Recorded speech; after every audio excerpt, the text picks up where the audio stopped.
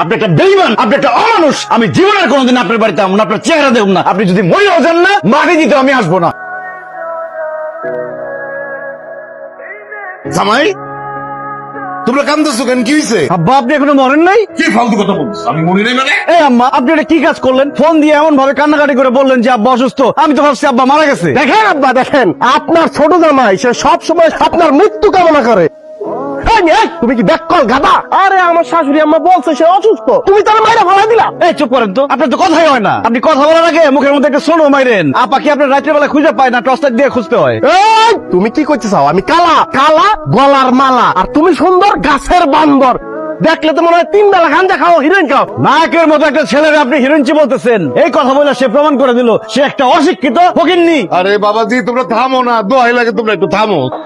চলো ভিতরে চলো, তোমাকে দুজনের সাথে আমার জরুরি আলাপ আছে, আসো। আব্বা আমার মাফ করবেন, এই অশিক্ষিত ছোট লোক যেখানে আছে সেখানে আমি এক মুহূর্ত থাকবো না। আরে তোর মতো ফাউল হিরোইন জানা আছে, হ্যাঁ না, আমি এক মুহূর্ত দেখবো না। এই পারবিন, চলো। আচ্ছা ঠিক আছে, যাইবা যখন যাও, কিন্তু আমি তোমাকে ডাকছিলাম আসলে আমার সব সম্পত্তি দুই জামাইরে ভাগ করে দেওয়া লেগে। তোমার আব্বা যেহেতু তার সব সম্পত্তি ভাগ করে দিবে, তাহলে যেইভাবেই হোক তার মন আমাকে জয় করতে হবে। তোমার আব্বাকে আমার খুশি করতেই হবে। আমার শ্বশুর শাশুড়িকে আমি অনেক ভালোবাসি, এইটা তাদেরকে বুঝাইতেই হবে। কেন? আরে কেন বুঝো না? তাহলে তোমার আব্বা আমার উপর খুশি হয়ে আমাকে বেশি সম্পত্তি লিখে দিবে। আরে তোমার আব্বার যে পুকুর, যেটার মাছ বেচে প্রতি বছর লাখ লাখ টাকা ব্যবসা করে, সেইটা আমার নামে লিখে দিবে। কিন্তু তুমি আব্বার মন জয় করবা কেমনে? আরে কিভাবে জয় করবো মানে? তুমি শুধু আমার বলো যে তোমার আব্বা কি করলে আমার উপরে সে খুশি হবে। আব্বারে কেউ কিছু উপহার দিলে আব্বা খুব খুশি হয়। এসব কি নিয়ে আসছো? না আম্মা, আপনি তো খবর দিলেন আব্বা অসুস্থ, তাড়াহুড়া করে চলে আসলাম, তখন কিছু নিয়ে আসতে পারি নাই, তাই এখন বাজারে যাই আব্বার জন্য সামান্য কিছু উপহার নিয়ে আসলাম। এইগুলির কি দরকার ছিল বলো তো? তোমরা আমার বাড়িতে আসলে তো আমি খুশি হই।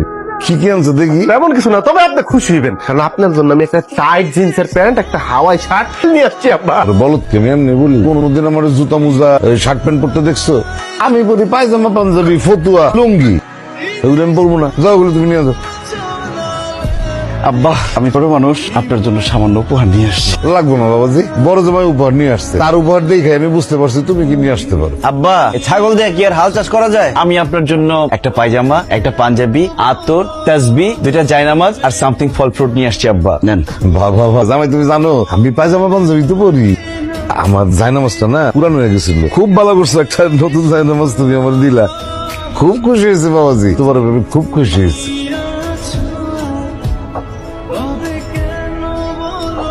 শারমিন, এদিকে আসো, সর্বনাশ হয়ে গেছে। কি ব্যাপার আব্বা, আপনি এই লোকের সাথে এত সকাল সকাল কই গেছিলেন? এই আলমগীর, তুমি আব্বার সাথে কথা বলবা না, আব্বা তোমার উপরে খুবই রাগ। হেই, কি ধরনের কথা বলেন? আব্বা আমার উপর রাগ করবে কেন? কারণ তুমি নামাজ পড়ো না, তুমি বেনামাজি।